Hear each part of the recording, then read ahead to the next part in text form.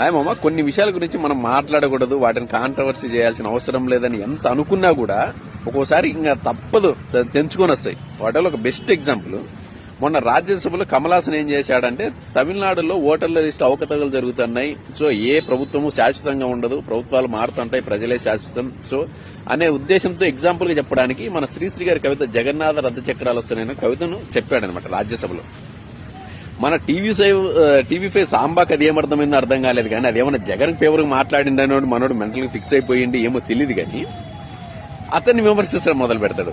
అంటే విమర్శించడం తప్పు లేదు, అరే అతను ఏమైనా తప్పు మాట్లాడిందా? ఇప్పుడు ప్రతిపక్షం, ఒక మీడియా అనేది ఎల్లప్పుడూ ప్రతిపక్ష హోదాలో ఉండాలి, ప్రతిపక్షం ప్రజల తరపున మాట్లాడాలి, అంతే తప్పన ప్రజల తరపున మాట్లాడడాన్ని కూడా కౌంటర్ వేసి వాడేదో మన రాష్ట్రం గురించి మాట్లాడి మన రాష్ట్రంలో ఏమన్నా టీడీపీని వ్యతిరేకించినట్టు మాట్లాడేసి అతన్ని విమర్శించడం నిజంగా ఎంత ఘోరం అంటే, కనీసం అతను అన్నదానికి అనాలిసిస్ చేసుకోవడానికి నిజంగా 10th క్లాస్ పాస్ అయిన వ్యక్తికి కూడా అర్థమైతే ఓహో ఇది దీనికి ఎగ్జాంపుల్ గా చెప్పాడనేసి ఆ కనీసం కామన్ సెన్స్ లేదు. మరి మన సాంబా 10th క్లాస్ చదివిండో లేకపోతే నిజంగా జర్నలిజంలో పీజీలు చేసిండో పిహెచ్డీలు చేసిండో ఏమో తెలియదు, కానీ ఇలాంటి యాంకరింగ్లు ఉండబట్టే, ఇలాంటి యాంకర్స్ మన టీవీ న్యూస్ ఛానల్స్ లో ఉండబట్టే తెలుగు న్యూస్ కి అసలు క్రెడిబిలిటీ లేకుండా పోయింది. ఆ యొక్క ఒక పార్టీకి అనుకూలంగా ఉండే సోషల్ మీడియాగా మారిపోయినాయి తప్ప, వెబ్ పేజీలాగా సోషల్ మీడియా వెబ్ పేజీలుగా మారిపోయినాయి తప్ప ఏ తెలుగులో ఉండే ఏ న్యూస్ ఛానల్స్ కి అట్లీస్ట్ క్రెడిబిలిటీ లేదు. కనీసం ఆ న్యూస్ కి వచ్చి ఏ న్యూస్ కూడా కనీసం క్రెడిబిలిటీ లేదు. ఎందుకంటే అక్కడ ఉండే యాంకర్ల పరిస్థితి వాళ్ళకు ముద్రలు వేసుకున్నారు, ఒకడు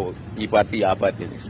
అది బెస్ట్ ఎగ్జాంపుల్ నిజంగా జరిగింది. కనీసము ఆ కమల్ హాసన్ ఏం మాట్లాడి తెలుసుకొని దాన్ని అనాలిసిస్ విమర్శించడం చేయడం రైట్, కానీ నీకు నోటికి ఏది వచ్చింది, ఒక న్యూస్ ఛానల్ ఎదురుగుంది, ఒక వీడియో ఉంది, మాట్లాడదాం, చూచేవాడు చూస్తాడు, నచ్చినోడు నచ్చాడు, అది ఏం మాట్లాడండి, కనీసం ఒక అవగాహన ఉండాలి కదా. ఒక మినిమం ఒక ఎలక్ట్రానిక్ మీడియాలో పనిచేసే యాంకర్ కి ఒక అనాలిసిస్, సమాజంలో జరిగే విషయాన్ని దాన్ని ఏ విధంగా ఎలా పోర్ట్రేట్ చేయాలనే విషయం తెలిసి ఉండాలి. అది కూడా తెలియని లాంటి వాళ్ళను మీడియాలో పెట్టేసి మనపై రుద్దడము మన దరిద్రానికి నిదర్శనం అది.